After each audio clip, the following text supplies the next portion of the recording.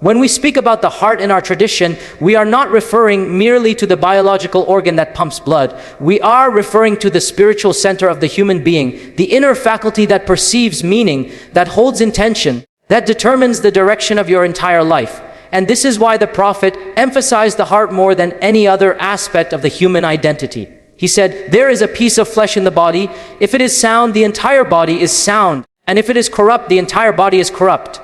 This foundational principle isn't just a theological point, it is an existential reality. Your heart is the command center. Your heart is the steering wheel. Your heart is the filter through which you interpret the world. When the heart is clear, life looks clear. When the heart is muddled, everything feels heavy, confusing, and out of balance. Most people try to fix their lives by rearranging the external, changing their routines, forcing productivity, adjusting relationships, chasing new goals, buying new things, creating new habits. And while these things have their place, none of them address the most fundamental root of human dysfunction, the state of the heart. You can treat symptoms all day long, but if the source of the imbalance is internal, the external will never stabilize. This is why people can be successful and still feel empty. They can have family yet feel lonely. They can gain recognition yet feel insecure. They can achieve goals yet still lack peace. Because the heart is not aligned, not grounded, not anchored in truth. So the outward life becomes a reflection of that internal instability. The modern world pushes us to believe that life is fixed through strategy, hustle, and control. But the Quranic worldview teaches that life is fixed through sincerity, surrender, and inner purification. Allah reminds us again and again that the heart is the true battlefield. And if you win there, you win everywhere. But if you lose there, no amount of external success can compensate. A person with a sound heart will navigate challenges with wisdom, patience, and resilience.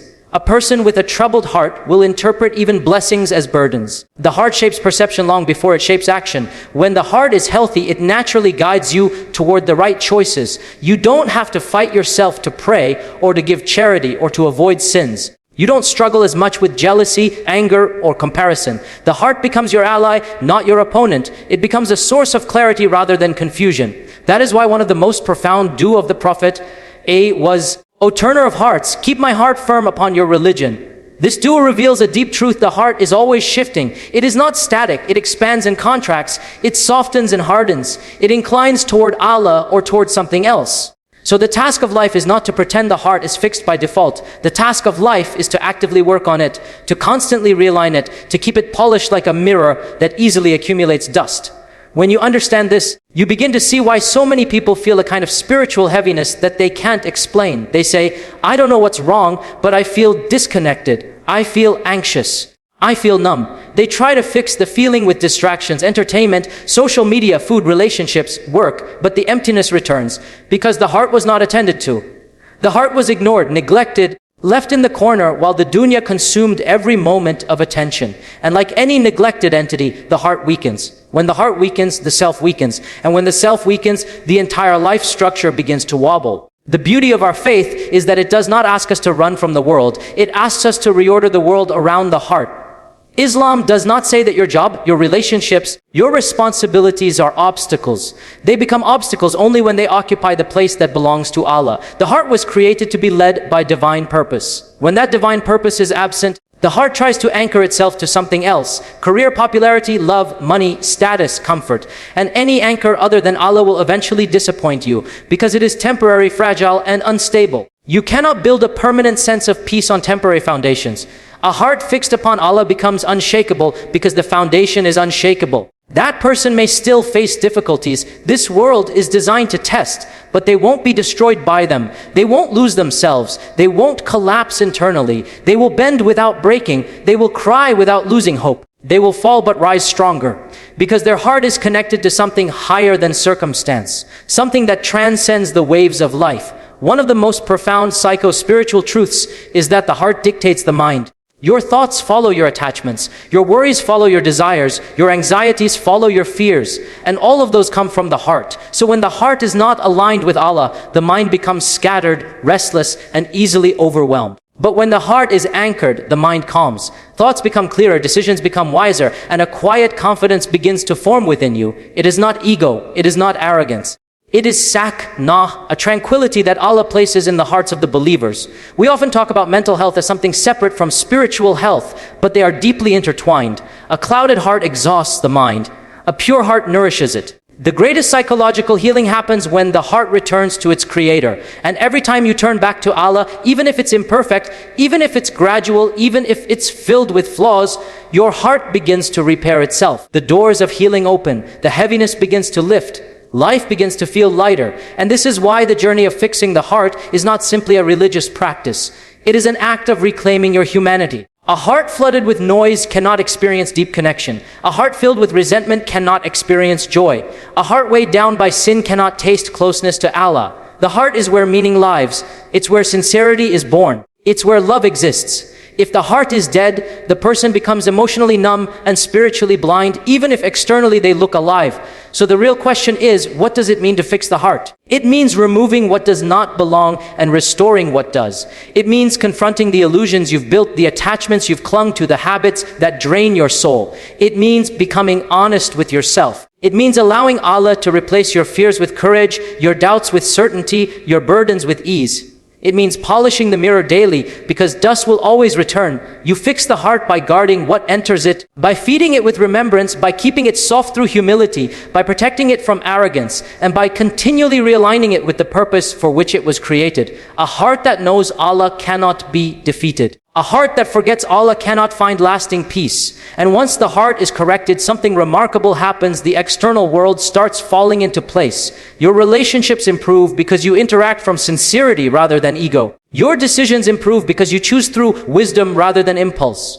Your character improves because the heart naturally expresses itself outwardly. Even your hardships feel different. Not easier, but more meaningful. Life looks different because you have become different. Fixing the heart is not a small task. It is the lifelong work of every believer. But the reward is immense clarity, peace, purpose, and a life that feels aligned rather than chaotic. True transformation begins here, within this unseen realm that only Allah fully knows. And so the message is simple. If you want life to change, change the world inside you. If you want clarity, purify your heart. If you want peace, anchor your heart to the one who never changes. Fix your heart and watch how life slowly, steadily, beautifully fixes itself. When we talk about what corrupts the heart, we are talking about forces so subtle, so quiet, and so unassuming that most people never notice them until it is too late. The heart rarely breaks in one moment. It erodes slowly. It gets poisoned gradually. And the most dangerous poisons are not the ones you immediately recognize. They're the ones that slip into your life disguised as normal, disguised as harmless, disguised as everyone does it. That is why the scholars always said, the diseases of the heart are more dangerous than the diseases of the body, because you feel the illness of the body instantly, but the heart can be dying while the person is smiling, working, laughing, functioning, and yet spiritually collapsing from the inside. Every human heart carries wounds, some self-inflicted, some created by environment, some caused by sin, some caused by trauma, and some caused by people. And if these wounds are not treated, they shape the entire inner landscape of your life. They affect how you perceive reality, how you interpret events, how you respond to hardship, and even how you see Allah. And this is why purification of the heart is not a luxury, it is a necessity. Without it, life becomes chaotic internally, even if externally everything looks fine. One of the most silent poisons that corrupts the heart is distraction. We live in a world where attention is constantly being hijacked. Your phone is designed to steal your focus. Social media is designed to steal your self-worth. Entertainment is designed to steal your time, and the dunya is designed to steal your soul. This is not exaggeration. This is the reality of the modern psyche. When your heart is constantly bombarded by noise, comparisons, images, opinions, and expectations, it loses its ability to sit with truth. A distracted heart cannot hear Allah's guidance clearly. It becomes numb, overstimulated, and spiritually fatigued. Another poison is the accumulation of sins. Sins are not just actions, they are stains. Each sin plants a small black dot on the heart, as mentioned in the hadith. If a person does not repent, that dot begins to spread, and eventually the heart becomes sealed, unable to taste sweetness in worship, unable to cry in dua, unable to feel humility in sajda. Many people say, I don't know why I feel nothing when I pray. The answer is often simple. The heart is carrying too much dirt, too much spiritual static. When you block the light, the room darkens. Not because the light stopped existing, but because the windows stopped transmitting it. Toxic environments are another subtle poison. You cannot expect the heart to remain pure if it is constantly surrounded by people who normalize sin, mock faith, and belittle modesty. The heart is like a sponge. It absorbs whatever it is surrounded by. If you surround yourself with negativity, gossip, jealousy, arrogance, or materialism, your heart inevitably reflects it. You don't become strong by exposing your heart to poison. You become strong by protecting it from poison. And then there is the ego, the most ancient, most destructive poison of all. Ego was the first sin committed in the universe. It was the disease that destroyed Iblis, and it still destroys hearts today. Ego manifests as stubbornness, refusing to apologize, refusing to accept advice, always needing to be right, always needing recognition, always feeling superior or inferior. Ego is not just pride. Sometimes ego is insecurity. Sometimes ego is the constant need for validation. Sometimes ego is fear disguised as arrogance. When ego grows, sincerity dies. And when sincerity dies, worship becomes empty, relationships become strained, and blessings stop flowing. Expectations from people also corrupt the heart. When you expect people to validate you, to appreciate you, to uplift you, to understand you, to never disappoint you, you hand your emotional stability into the hands of human beings who are by nature flawed and unpredictable. The heart becomes wounded again and again because it attaches itself to something that was never meant to carry that weight. The more you expect from people, the more your heart suffers. The more you expect from Allah, the more your heart heals. Comparison is another poison that is more widespread today than ever before. The heart becomes restless when it constantly measures itself against others. Their success becomes your anxiety. Their achievements become your insecurity. Their blessings become your torment. But comparison blinds you to your own blessings, your own journey, your own growth. It creates resentment, jealousy, self-hate, three of the most spiritually suffocating emotions. You cannot purify a heart that is obsessed with what Allah has given someone else. Then there are emotional wounds: hurt, disappointment, betrayal, loss, abandonment. These wounds, if not treated, harden the heart.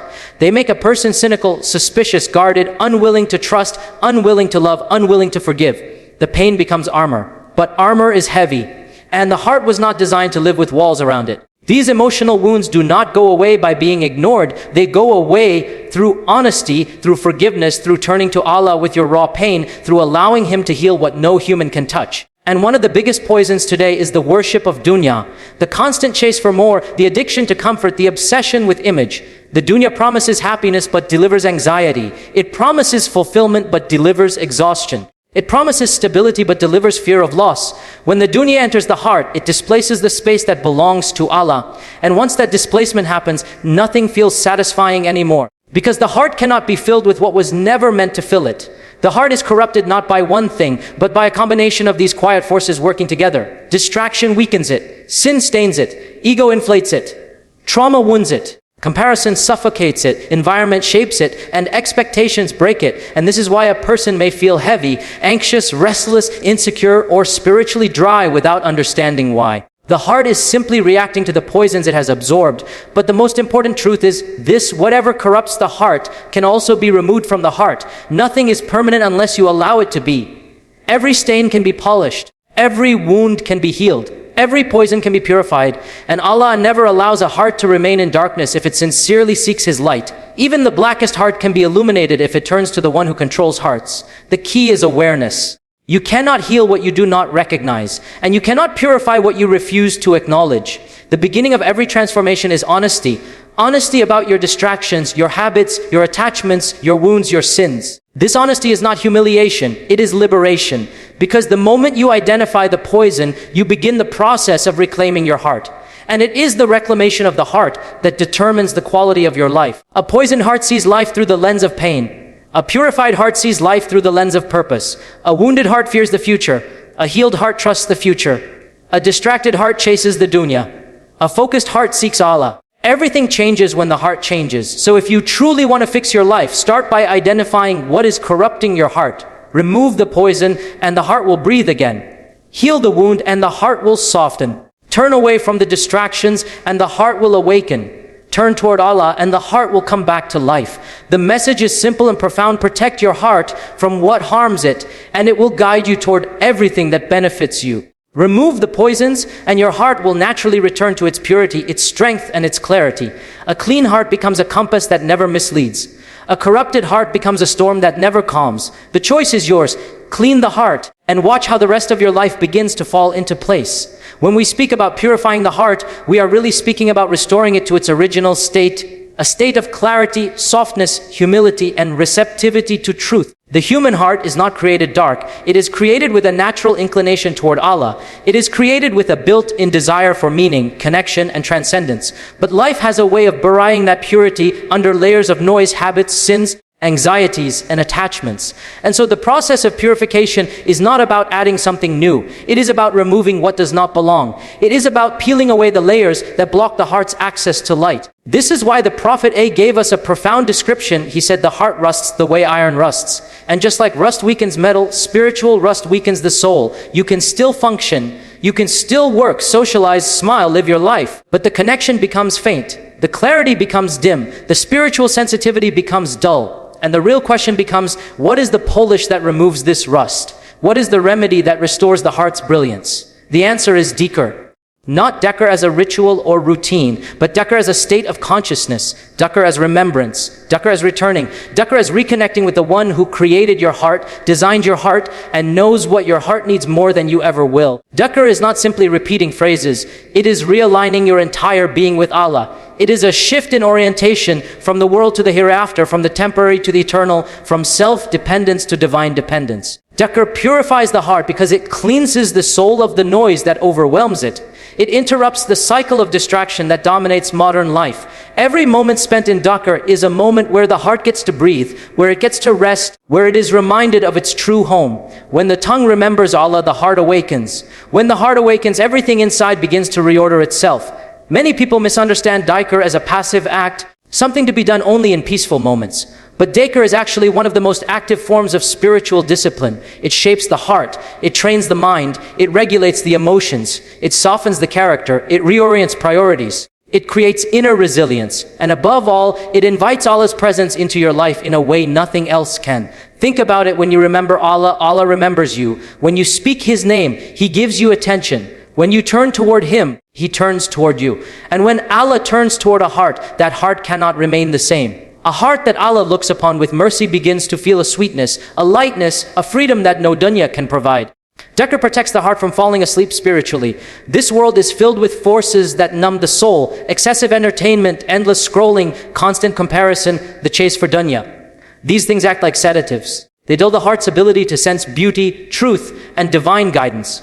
But dhikr is the antidote. It wakes the heart up. It keeps it alert. It keeps it receptive. It keeps it alive. And when the heart is alive, everything in life looks different. Your problems don't disappear, but your perspective changes. Your struggles don't vanish, but your resilience grows. Your fears may still visit you, but they no longer control you. Dhikr builds an internal strength that is difficult to articulate but impossible to miss. People who maintain strong dhikr become individuals who carry serenity wherever they go. Their presence is calming. Their words are measured. Their reactions are gentle. They are not easily shaken because their strength comes from a place deeper than circumstance. One of the most beautiful psychological effects of dhikr is that it declutters the mind. A heart that remembers Allah produces thoughts that are grounded, stable, and purposeful. A heart that forgets Allah becomes fertile soil for overthinking, insecurity, and fear. The mind follows the state of the heart, and when dhikr softens the heart, the mind becomes clearer. This is why individuals who regularly engage in dhikr often describe experiencing less anxiety and more emotional balance. The reason is not mystical, it is profoundly logical. When your heart is connected to the one who controls outcomes, you stop trying to control everything yourself. When your heart trusts Allah, it does not collapse under pressure. When your heart seeks Allah, it does not drown in people's expectations. Dhikr is not only spiritual nourishment, it is emotional healing. It heals wounds you never spoke about. It quiets battles you never explained. It softens pain you thought was permanent. And it brings peace into places where you thought peace could never enter. There are moments in life when nothing makes sense, when advice cannot help you, when people cannot understand you, when the world feels too heavy.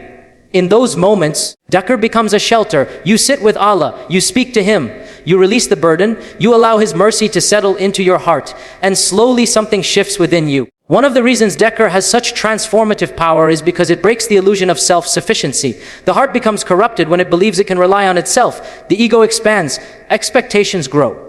Stress increases. Dhikr punctures that illusion. It humbles the self. It reminds you of your place. And paradoxically, the moment you acknowledge your weakness before Allah, you are strengthened. Because true strength does not come from denying your limitations. It comes from connecting to the one who has none. There is also a philosophical dimension to dhikr that is often overlooked. Dhikr aligns the heart with ultimate reality. The world is transient. Everything within it is temporary. People change. Circumstances shift, wealth comes and goes, health fluctuates, but Allah does not change, Allah does not disappear, Allah does not break promises. When the heart anchors itself to the eternal, it stops drowning in the instability of the temporary. This is the fundamental psychological stability that dhikr brings. It roots the heart in permanence. And this rooting affects everything in your life. Your relationships become healthier because your love is filtered through sincerity, not neediness. Your ambitions become clearer because they are guided by purpose, not ego. Your worship becomes deeper because it is fueled by longing, not force. Even your pain becomes meaningful because you see it as part of a divine unfolding, not a random misfortune. Dhikr is the primary purifier because it is the most direct way of returning to Allah. You can read books, attend lectures, seek knowledge, and these are extremely important, but dhikr attaches you to Allah personally. It creates an intimate bond. It transforms the relationship from theoretical to experiential. Many people know about Allah, but only those who engage in deep dhikr feel Allah. And that feeling of being seen, heard, known, protected is what heals the heart more than anything else. This is why those who truly purify their hearts through dhikr become individuals of extraordinary inner peace. They may walk through storms, but the storm does not enter them. They may face loss, but they do not lose themselves. They may encounter pain, but they do not become bitter. Their hearts have been polished, their souls have been steadied, their trust has been anchored. And the beautiful thing is that purification does not require perfection. Allah does not ask the heart to be flawless. He asks it to be sincere. He does not ask for constant remembrance, but consistent remembrance. Even a few moments of dhikr done with presence can shift the entire inner state. For many people, the hardest part is simply beginning. The heart that has been distant from Allah often feels heavy, embarrassed, or unworthy. But the heart that makes one sincere step toward Allah finds that Allah runs to it. This is the mercy of remembrance. It does not demand spiritual strength. It gives spiritual strength. So understand this deeply. Every moment you remember Allah, your heart is being polished. Every moment you speak His name, your soul is being elevated. Every moment you pause the world to focus on Him, the world inside you calms. Dhikr is not merely an act, it is a lifeline. It is how a corrupted heart becomes pure, how a wounded heart becomes whole, and how a restless heart becomes anchored. And the message is clear: fill your heart with the remembrance of Allah, and the noise of the world will no longer overpower you. Let dhikr become your daily nourishment, and watch how clarity returns, how peace grows, how burdens lift, and how life begins to feel aligned once again. Purify your heart with dhikr, and you will discover a version of yourself you didn't know existed. When we speak about the heart becoming truly sound, we cannot avoid addressing one of its deepest needs: sincerity. Iqa is not simply a virtue, it is the very oxygen of the heart. Without it, the heart cannot remain alive. Without it, even good deeds become hollow. Without it, worship becomes performance. Without it, life becomes a chase for validation rather than a pursuit of meaning. And what is tragic is that insincerity often grows quietly, without a person realizing it. It creeps into the heart the way dust settles on a mirror, slowly, invisibly, but enough to blur the reflection until nothing is clear anymore. Sincerity means doing something purely for Allah, without seeking the gaze of people, without craving appreciation, without needing applause, without measuring your worth by how others perceive you. And this is one of the most difficult spiritual tasks because the ego constantly wants to be seen. The nafs wants credit. It wants affirmation. It wants to be recognized, praised, acknowledged. And when that desire becomes the driving force behind your actions, the heart becomes enslaved, not to Allah, but to the opinions of people. The problem with seeking approval from people is that the heart becomes dependent on something unstable. People are inconsistent. Their opinions change. Their support fluctuates. Their attention shifts. One day they applaud you. The next day they criticize you. If your emotional stability is tied to the reactions of people, you will never experience peace. But when you act for Allah alone, quietly, privately, without expectation, the heart becomes free. It becomes grounded because its anchor is unshakable. Sincerity purifies the heart because it removes the noise of ego. When you act for Allah, your intention is clean, your heart is light, your soul is focused. You don't waste energy worrying about who noticed or who did not notice. You don't perform kindness to be praised. You don't worship to appear righteous. You don't do good deeds to build an image. You do them because Allah sees you, and that is enough. The hearts of those who cultivate sincerity become peaceful because they are no longer divided between the Creator and the creation. And this inner peace has profound psychological effects. When you are sincere, you become resilient. Insults don't break you. Praise doesn't intoxicate you. Likes and comments don't control you. You stop living in the prison of perception. You live in the presence of God. And that shift transforms everything. The ego, which once demanded constant attention, quiets down. The heart, which once wavered with every praise and criticism, becomes steady. The mind, which once overthought every interaction, becomes clear. This is the power of eye-color. It stabilizes the entire inner world. But sincerity does not only free you from the opinions of others, it frees you from your own illusions. Sometimes the biggest deception is not what others think of you, but what you think of yourself. You begin to imagine you are better than others because you pray more, know more, or appear more religious. This self-righteousness is one of the most destructive diseases of the heart. It blinds you to your flaws. It inflates your ego. It blocks humility.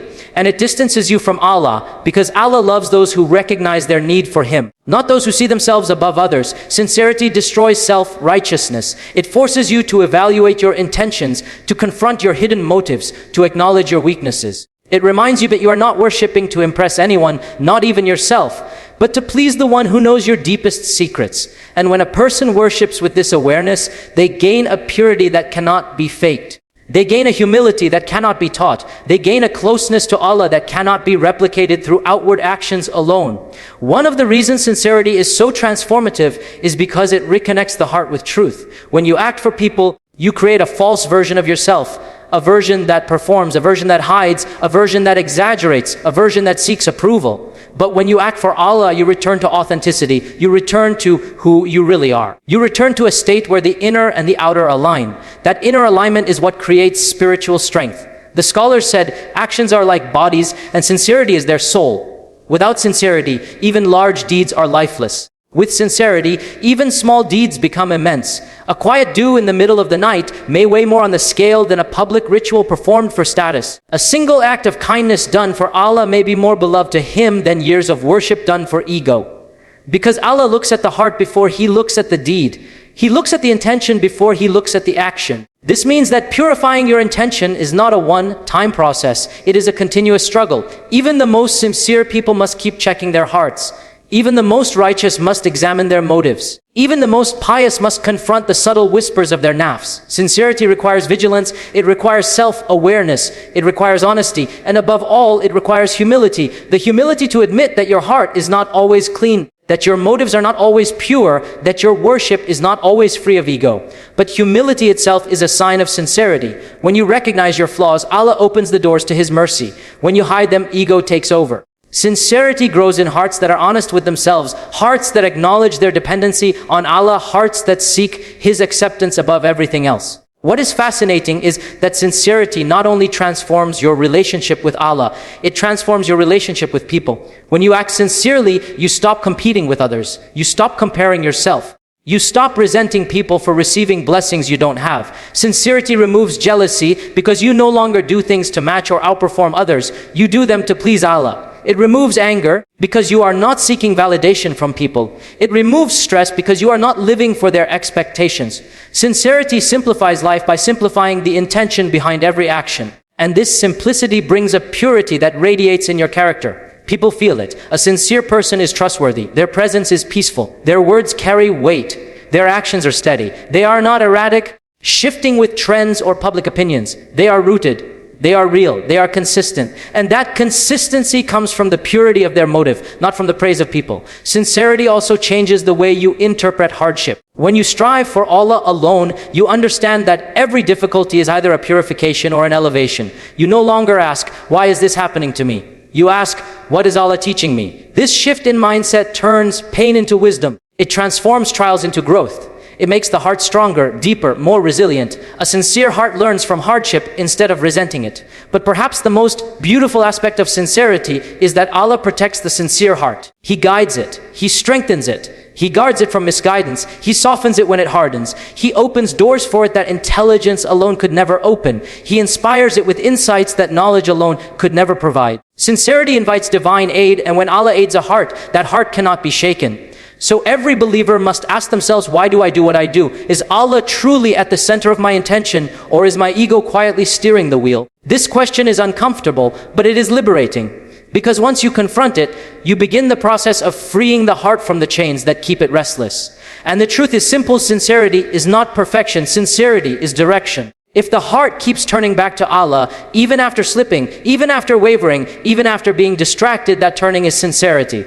Allah does not ask you to be flawless. He asks you to be genuine. He asks you to be real with Him. He asks you to act for Him. So remember, this sincerity is the hidden engine behind every transformation. It is the key to inner peace, the shield against ego, the purifier of intentions, and the foundation of a sound heart. Keep your heart sincere, and Allah will elevate your life in ways you cannot imagine. Let every action begin with Him and end with Him, and watch how the world inside you finally finds its clarity, its purpose, and its peace. When we speak about the heart reflecting in our actions, relationships, and even our provision, we are touching on a profound truth that many people overlook. The heart is not an isolated organ, it is the center from which everything radiates. It is like the sun in a solar system. The planets orbit around it, life depends on it, energy flows from it. The quality of your heart determines the quality of your life. A polluted heart manifests in chaos, confusion, and imbalance, while a purified heart manifests in clarity, ease, and barakah, divine blessing that enters life almost effortlessly. It is essential to understand that the heart is a mirror. It does not just feel internally, it projects outwardly. A heart filled with resentment colors your perception of every interaction. You may smile at people, but deep down, suspicion and jealousy create invisible walls. You may do good deeds, but if your heart is heavy with bitterness, your deeds lack warmth, sincerity, and effectiveness. Conversely, a heart filled with compassion, humility, and reliance on Allah radiates goodness naturally. Your actions become more consistent, your relationships more genuine, your decisions wiser, and your interactions more harmonious. The heart is like a compass. If it is misaligned, the entire journey becomes skewed. If it is aligned, the path becomes clearer, even if the terrain is difficult. Consider relationships. Many people fail to recognize how much of their interpersonal struggles originate from a corrupted heart rather than the other person. When the heart is heavy with pride, jealousy, or insecurity, we interpret the world through distorted lenses. A simple comment from a friend may feel like an attack. A minor mistake by a colleague may feel like betrayal. A neutral action by a spouse may feel like neglect. And so we carry constant emotional tension, expecting life to be perfect while our hearts are far from it. But a purified heart does not overreact. It interprets actions with generosity, assumes good intentions, and approaches relationships with patience and humility. The energy it emits transforms the dynamics around it. People are naturally drawn to the calm, sincere, and compassionate heart. Even when conflicts arise, the heart that is grounded in Allah's guidance finds resolution, whereas a heart clouded by ego, envy, or resentment magnifies the problem. Beyond personal relationships, the heart also shapes professional and social interactions. A person with integrity, honesty, and humility emanates trustworthiness. Colleagues respect them. Leaders recognize them. Their work becomes a source of satisfaction, not merely a source of income. Conversely, when pride, selfishness, or impatience dominate the heart, achievements can feel hollow and conflicts may proliferate. The quality of the heart directly determines the quality of influence, impact, and productivity. It is not enough to be skilled or knowledgeable without a heart that is ethically, emotionally, and spiritually sound. Even talent can become a source of harm to oneself and to others. Even our provision, our rizq, is deeply connected to the heart. The Prophet A said, "Indeed, Allah does not look at your appearance or wealth, but He looks at your hearts and your deeds." What this means is that the inner state of the heart influences the flow of barakah, divine blessing, into our lives. Two people may work the same hours, pursue the same opportunities, and exhibit equal skill, yet their outcomes differ dramatically. One is blessed, opportunities flow, and life has ease. The other struggles constantly, facing repeated obstacles. What often differentiates them is the heart. A heart that trusts Allah, remains humble, and seeks sincerity attracts divine support in ways that cannot be measured by worldly metrics alone. A heart tainted by greed, arrogance, or resentment may work tirelessly, yet still feel perpetually short of sufficiency. The heart also shapes how we perceive our circumstances. Life is inherently filled with challenges, uncertainties, and setbacks, but the heart determines whether those challenges become sources of despair or opportunities for growth. A pure heart sees tests as opportunities to strengthen patience, faith, and resilience. A corrupt heart interprets them as unfair burdens, leading to anxiety, frustration, and even bitterness. Thus, the state of the heart colors not only what happens to us, but how we interpret and respond to those events. It acts as a lens through which the entirety of life is viewed. Another profound aspect is the ripple effect of a purified heart. When your heart is sound, your actions positively influence those around you. Children learn patience, honesty, and kindness by observing their parents' heart-centered behavior. Employees model integrity from a leader whose heart is grounded. Communities strengthen when individuals act with compassion, fairness, and selflessness. Conversely, a corrupted heart spreads negativity, manipulation, and disunity. The world around us mirrors the condition of our inner selves more than we often realize. Every action that stems from a purified heart multiplies impact. Every action from a heart clouded by ego diminishes it. It is important to understand that purification is not a one-time process. The heart can accumulate rust, resentment, and distractions repeatedly. It is constantly being influenced by its environment, habits, and the desires of the nafs. Daily effort is required to maintain clarity. This includes consistent worship, reflection, self-assessment, repentance, and remembrance of Allah. It requires actively letting go of grudges, abandoning toxic attachments, and seeking forgiveness, not just from Allah, but from those whom we have wronged. Without this continuous attention, the heart may become hardened, and its reflection in our lives will be tainted. Moreover, the heart shapes ethical decision-making. Even when external laws or societal norms are followed, an impure heart may lead a person to cut corners, justify wrongdoing, or harbor secret resentment. A sound heart cultivates moral integrity that transcends circumstance. When the heart is connected to divine guidance, ethical choices are made even without observation. The alignment of the heart with the truth ensures that life is lived with coherence, integrity, and dignity. The external world responds positively when the internal compass is functioning correctly, guiding every action and intention. A critical point to note is the interplay between heart and gratitude. A heart that is grateful perceives life differently. Blessings big and small are recognized, appreciated, and cherished. Gratitude expands the heart and attracts more goodness, while ingratitude contracts it, leaving a person focused on deficiency and comparison. Gratitude also shapes relationships, as it softens judgment, enhances empathy, and encourages generosity. The heart's disposition toward appreciation directly influences the rhythm of life itself. It determines whether experiences are seen as opportunities for joy or sources of frustration. Ultimately, the heart is a lens, a generator, and a guide. It interprets the world, shapes actions, and creates experiences. It cannot be separated from life. It is life in its most intimate form. When the heart is corrupted, the entire life experience becomes distorted. When the heart is purified, everything aligns more naturally. Problems are met with wisdom, decisions are guided by clarity, relationships thrive, and opportunities are received with gratitude. Life itself becomes a reflection of the inner state. Therefore, attention to the heart is not optional, it is foundational. Spiritual, psychological, and social well-being all stem from the heart's condition. Nourishing it, purifying it, protecting it, and aligning it with Allah's guidance is the key to a life that flows with purpose, peace, and blessing. If the heart is neglected, every external success feels hollow. If the heart is cultivated, even modest circumstances are suffused with satisfaction, clarity, and fulfillment. So reflect deeply. Your life outside is a mirror of your life inside. Your relationships, your work, your emotional balance, your opportunities, and even your sense of peace are all shaped by the condition of your heart. Protect it, purify it, and let it be guided by sincerity, humility, and remembrance of Allah. For when the heart is fixed, when it is aligned and nourished, life does not merely survive, it flourishes. The external world cannot help but reflect the harmony of a heart that is at peace, anchored, and in constant connection with its Creator. Take care of your heart, and the world around you will follow. When we speak about fixing the heart and allowing life to fix itself, we are ultimately speaking about divine alignment. There is a principle, often overlooked, yet profoundly transformative. When the heart turns sincerely toward Allah, He turns the world in favor of that heart. This is not magic or wishful thinking. It is the natural order of creation, the design that Allah has built into the human experience. When the heart is purified, sincere, humble, and connected, life begins to respond in ways that logic alone cannot explain. Doors open, challenges become manageable, relationships become harmonious, opportunities flow, and even trials begin to carry meaning instead of despair. The heart is the axis of human existence. Its orientation determines not only internal peace, but also external facilitation. A heart that is aligned with Allah interprets the world correctly, responds to events with wisdom, and acts with clarity. It sees blessings where others see misfortune. It perceives solutions where others see obstacles. It senses hope where others feel despair. In essence, a fixed heart does not change reality arbitrarily, but it changes the perception, reception, and navigation of reality. Life itself begins to feel easier, lighter, and more coherent because the internal compass, the heart, is calibrated with divine guidance. The Prophet said, "Indeed, Allah does not look at your bodies or your faces, but He looks at your hearts and your deeds."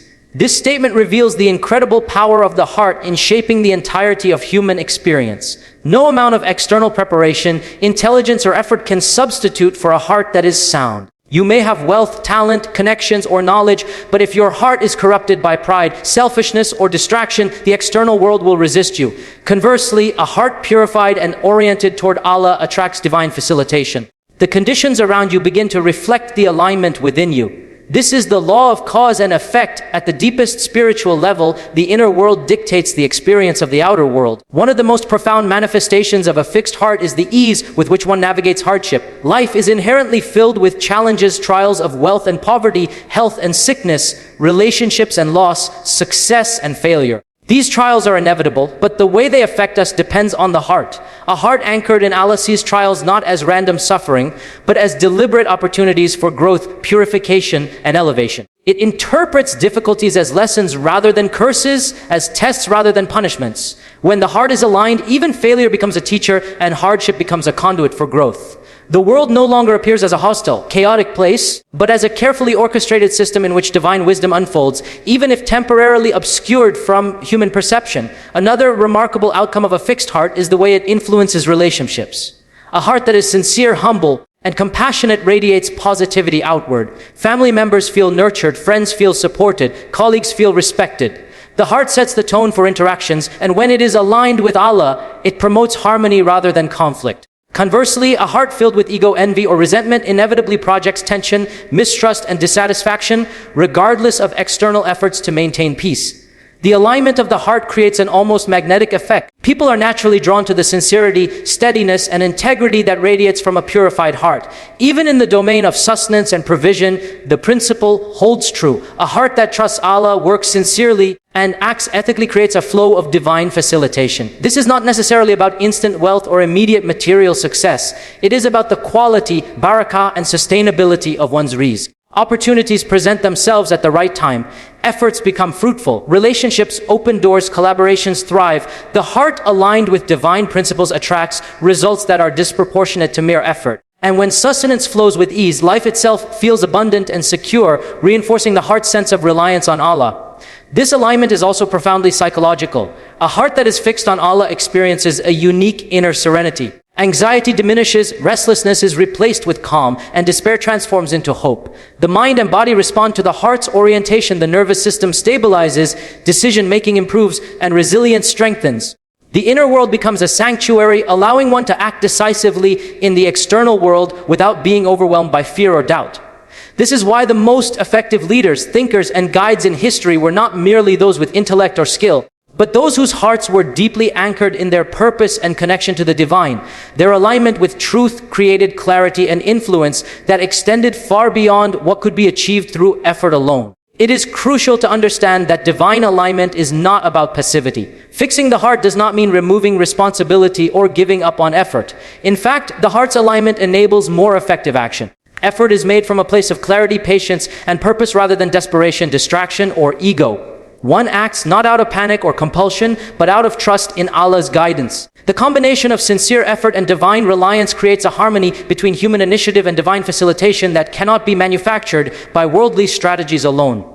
Moreover, fixing the heart allows a person to perceive blessings in places they once overlooked.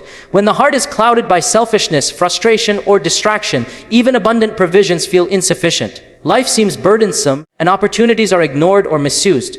But when the heart is purified, even modest circumstances are seen as blessings.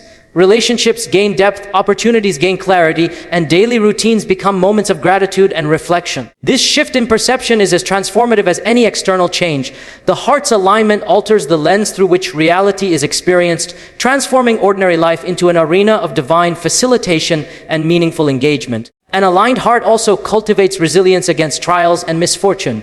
Life will always present challenges that test patience, integrity, and faith. But a heart that is connected to Allah understands that these challenges are temporary, purposeful, and beneficial in the long-term spiritual calculus. Hardship becomes an instrument of purification rather than a source of despair. Pain becomes a vehicle for growth rather than a burden. The heart, fixed in its relationship with Allah, transforms the experience of life's challenges from chaos to coherence. Ultimately, the most profound aspect of fixing the heart is the internal freedom it produces. A heart aligned with Allah is no longer enslaved by the opinions of people, the allure of dunya, or the turbulence of circumstances. It becomes self-sufficient in the way that matters most spiritually, emotionally, and psychologically. The fixed heart achieves a balance between reliance on Allah and engagement with the world. It does not withdraw from life but interacts with it in a state of clarity, courage, and serenity. This principle demonstrates the ultimate reciprocity in human experience. When you give your heart to Allah, sincerely, consistently, and with humility, He gives you a life that flows with purpose, guidance, and grace. Fix the heart and Allah fixes the life. Doors open that seemed closed. Problems resolve in ways you could not foresee. Relationships strengthen. Opportunities arise naturally. Peace replaces anxiety. The internal chaos transforms into clarity. Divine facilitation begins to permeate every aspect of life, showing the truth of the hadith: the heart is the center, and when it is rightly oriented, the external world aligns with it. So take this principle to heart. Do not chase life from the outside in. Do not seek to manipulate circumstances, impress people, or control outcomes without first attending to the inner source of all action, the heart. Focus on purifying your heart. Align it with Allah through sincerity, remembrance, humility, and trust. Repair what is broken, release what is toxic, seek what is pure, and watch as life, almost effortlessly, begins to follow the alignment of your heart. The ultimate truth is simple yet transformative. The heart is the key. When it is fixed, everything else begins to fall into place. Life does not fix itself arbitrarily. It fixes itself through the alignment of the heart with its Creator. Fix your heart. Anchor it in Allah and allow the natural order of divine facilitation to guide every aspect of your life. When the heart is rightly oriented, the world becomes your partner rather than your obstacle, and the blessings of Allah begin to manifest in ways both visible and invisible. The choice is profound. Invest in the heart and life itself will respond.